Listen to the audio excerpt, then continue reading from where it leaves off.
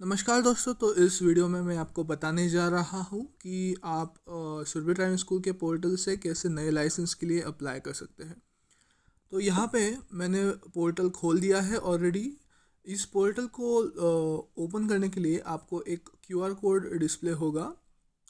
जो आपने ब्रांच पे रजिस्टर किया है वहाँ पे एक क्यूआर कोड होगा, वो स्कैन करके आप इस पेज पे आ सकते हैं।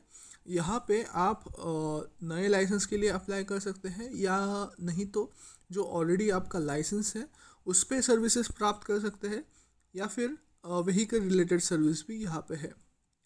तो इस वीडियो में मैं सिर्फ आपको बताने जा रहा हूँ कि आप नए लाइसेंस के लिए कैसे अप्लाई कर सकते हैं।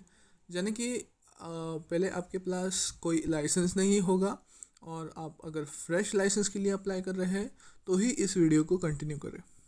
तो यहाँ पे पहला ऑप्शन, मैंने क्यूआर कोड स्कैन किया है और ये वेबसाइट खोली है। यहाँ पे पहला ऑप्शन यहाँ पे दिख रहा होगा आपको, न्यू लाइसेंस रजिस्ट्रेशन का। सो यहाँ पे आप क्लिक कर सकते हैं। याद रखिए जो बाकी की सर्विसेज है, यानी कि अगर आपको ऑलरेडी जो लाइसेंस है उस पर अगर आपको नया लाइसेंस बनाना है या फिर रिन्यू करना है लाइसेंस को, तो फिर बाकी के दो ऑप्शंस हैं, वहाँ पे जाके आप कंटिन्यू कर सकते हैं। तो इस वीडियो में मैं सिर्फ आपको न्यू लाइसेंस रजिस्ट्रेशन के बारे में बताऊंगा, नया और फ्रेश लाइसेंस के लिए। तो यहाँ पे आपको पहला ऑप्शन है ब्रांच सिलेक्शन करने का। तो यहाँ पे सिर्फ पीसीएमसी के ब्रांचेस हैं। पुणे ब्रांच के लिए अलग सा ऑप्शन होगा। वो जो पुणे के ब्रांच पे जो क्यूआर कोड है वो अगर आप स्कैन करेंगे तो आपको वहाँ का अलग से ब्रांचेस नज़र आएगा, तो आप वहाँ से कंटिन्यू कर सकते हैं। सो फॉर एग्ज़ाम्पल यहाँ पे मैं वाकड़ सिलेक्ट करता हूँ। सो वाकड़ सिलेक्ट करने के बाद यहाँ पे मुझे फर्स्ट नेम और लास्ट नेम दिखाई दे रहा है। यहाँ पे मैं फॉर एग्ज़ाम्पल मैं अपना फर्स्ट नेम डाल देता हूँ और फिर बाद में अपना लास्ट नेम डाल देता हूँ। फिर यहाँ पे अगर आप मेल है, आप पुरुष है, तो आप फादर सिलेक्ट करेंगे। यदि आप शादीशुदा महिला है तो यहाँ पे आप हस्बैंड सिलेक्ट करेंगे। अगर आप शादीशुदा महिला है और आप अपने लाइसेंस पे फादर का नाम चाहते हैं, तो ये सुनिश्चित करें कि आपके पैन कार्ड और आधार कार्ड पे भी आपके फादर का नाम होना चाहिए। तो यहाँ पे मैं मेल हूँ, पुरुष हूँ, तो मैं फादर का नाम सिलेक्ट करूँगा। फिर बाद में यहाँ नीचे है रिलेटिव्स का फर्स्ट नेम और लास्ट नेम। तो ऊपर मैंने फादर सिलेक्ट किया है, तो यहाँ पे मैं अपने फादर का नाम डाल दूँगा, for example Lalit and Singh.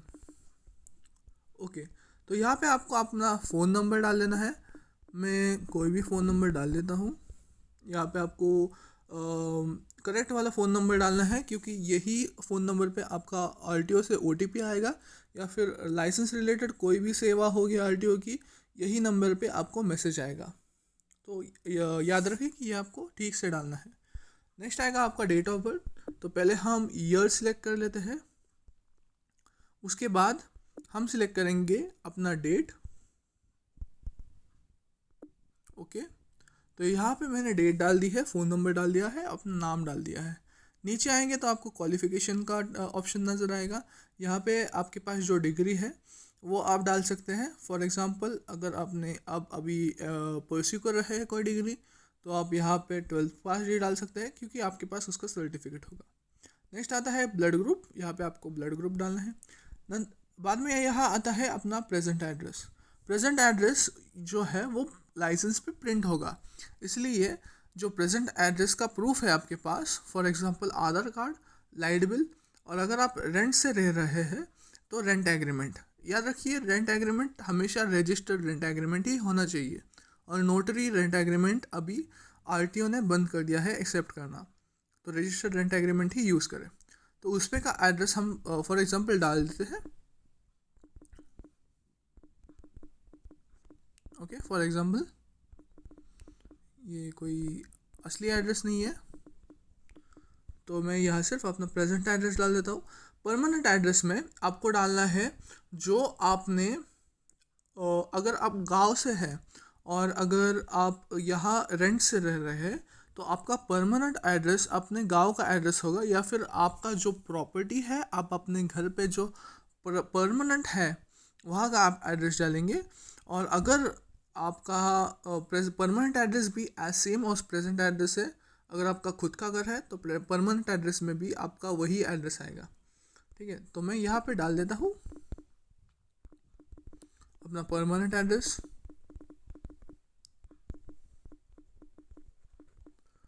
Okay, तो फिर यहाँ पे नीचे आएगा लाइसेंस अप्लाइड फॉर। तो यहाँ पे आपको ध्यान से देखना है कि आप कौन से लाइसेंस के लिए अप्लाई कर रहे हो, जो आपने ब्रांच पे रजिस्टर किया है उस लाइसेंस के लिए। तो पहला ऑप्शन आपको दिख रहा होगा कि 4 व्हीलर नॉन ट्रांसपोर्ट LMV। तो ये कॉमन वाला 4 व्हीलर का लाइसेंस है जो आपको 4 व्हीलर ड्राइव करने के लिए परमिशन देगा। याद रखिए, अगर आपको नॉन ट्रांसपोर्ट का लाइसेंस बनाना है तो आपको पहला ऑप्शन ही टिक करना पड़ेगा, ना कि दोनों ऑप्शन। अगर आपको ट्रांसपोर्ट का लाइसेंस बनवाना है, या ट्रांसपोर्ट का लाइसेंस मैं यहाँ पे क्लियर कर दूँ, वो सिर्फ कैब ड्राइवर्स और हैवी ड्राइवर्स जो होते हैं ट्रक के, या फिर अगर बाकी कोई है कमर्शियल व्हीकल्स के लिए तो उन्हें ट्रांसपोर्ट का लाइसेंस लगता है। नॉर्मल लोगों के लिए ट्रांसपोर्ट का लाइसेंस नहीं लगता। तो नॉर्मल कार चलाने के लिए फर्स्ट ऑप्शन चूज़ करें। सेकंड ऑप्शन तभी चूज़ करें जब आप TR का लाइसेंस बना रहे हो, आपको कैब चलानी है या फिर कमर्शियल कोई गाड़ी चलानी है, तब भी आप सेकंड ऑप्शन चूज़ करो। थर्ड ऑप्शन हमें दिख रहा है 2 व्हीलर विद गियर, यानी कि उसमें आएंगे हमारे मोटरसाइकिल्स। ओके, लास्ट ऑप्शन आप में दिख रहा है 2 व्हीलर विदाउट गियर। यहाँ पे हमारे आएंगे mopeds, for example scooty, Activa वगैरह। तो यहाँ पे मुझे 4 व्हीलर का लाइसेंस बनाना है, और अगर आपको 2 व्हीलर का भी लाइसेंस बनाना है उसके साथ, तो आप 2 व्हीलर का भी लाइसेंस को ऐड कर सकते हैं। जो आपको लाइसेंस बनाना है वहाँ आप क्लिक कर सकते हैं। याद रखिए कि 2 व्हीलर का आप विथ और विदाउट दोनों में से एक ही सिलेक्ट करें, दोनों सिलेक्ट ना करें, क्योंकि अगर आप दोनों सिलेक्ट कर देते हैं तो आपको RTO में दो गाड़ियाँ लेके जानी पड़ेगी, और वो अच्छा नहीं होगा। तो इसलिए हम यहाँ पे सिलेक्ट करते हैं 2 wheeler with gear. Mostly men prefer 2 wheeler with gear, और लेडीज़ के लिए विदाउट गियर ही सूटेबल होता है। तो मैं मेल हूँ तो मैं विद गियर कर देता हूँ। लास्ट में आपको एड्रेस प्रूफ अपलोड कर देना है। यहाँ पे आप देख सकते हैं कि address proof, identity proof, PAN card, Aadhaar card और पासपोर्ट फ़ोटो और सिग्नेचर आपको ऐड करनी है। तो एड्रेस प्रूफ में हम देख सकते हैं कि इंडेक्स 2 है, लाइट बिल है, रेंट रजिस्टर्ड रेंट एग्रीमेंट है। अगर आप खुद का घर में रह रहे हैं तो आप इंडेक्स 2 या फिर लाइट बिल अपलोड कर सकते हैं। अगर आप रेंट से रह रहे हैं तो रजिस्टर्ड रेंट एग्रीमेंट अपलोड कर दीजिए। याद रखिए, ये PDF फॉर्मेट में भी चल जाता है और PNG फॉर्म में भी चल जाता है, मगर मोस्टली रजिस्टर्ड रेंट एग्रीमेंट है तो आपको पूरा PDF ही अपलोड करना पड़ेगा। तो पहले ही अपना PDF रेडी रखें। तो नेक्स्ट है आइडेंटिटी प्रूफ। उसमें आता है pan card, voter ID, school certificate या फिर 2 व्हीलर का लाइसेंस अगर आपके पास पहले है तो आइडेंटिटी प्रूफ में फॉर एग्जांपल आप कोई भी डाल सकते हैं। यहाँ से आप डायरेक्टली फ़ोटो भी क्लिक कर सकते हैं और आप अपलोड कर सकते हैं। नेक्स्ट आता है आपका आधार कार्ड। सो आपको आधार कार्ड में आपका दोनों एक ही पेज पे अपलोड कर देना है, फ्रंट और बैक। सो उसका भी फ़ोटो आप ऑलरेडी रेडी रखें। नेक्स्ट आता है आपका पासपोर्ट साइज़ फ़ोटो। वो आपको जब आप क्लिक करेंगे चूज़ फाइल पे, तो आप कैमरा का ऑप्शन दिख रहा है आपको पहले, तो कैमरा पे ऑप्शन पे क्लिक करके आप वही फ़ोटो को निकाल सकते हैं और वही अपलोड कर सकते हैं। नेक्स्ट आता है आपका सिग्नेचर। वो ब्लैंक पेपर पे आपको कोई अपनी सिग्नेचर लिख के उसका फ़ोटो निकाल के आपको अपलोड कर देना है।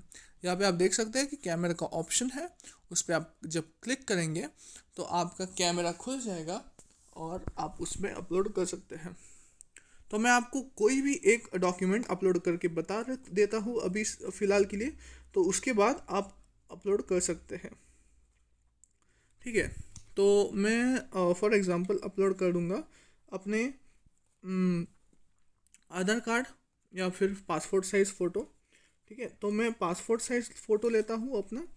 तो फॉर एग्ज़ाम्पल मैं आपको यहाँ पे क्लिक करता हूँ चूज़ फाइल पे और अपना कैमरा खोल देता हूँ।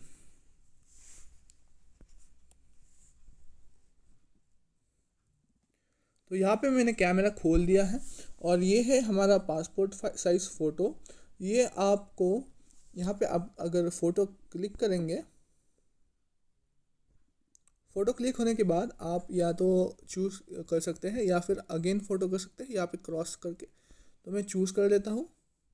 अब देखिए ये पासपोर्ट साइज़ फ़ोटो अपलोड हो चुका है। ठीक है, तो यही प्रक्रिया है कि न्यू लाइसेंस रजिस्ट्रेशन के लिए पूरा लाइसेंस का फॉर्म भरने के बाद आप यहाँ पे सबमिट बटन देख सकते हैं, उस पर हम क्लिक करेंगे। तो ये बटन दबाने के बाद हमारा फॉर्म सबमिट हो जाएगा।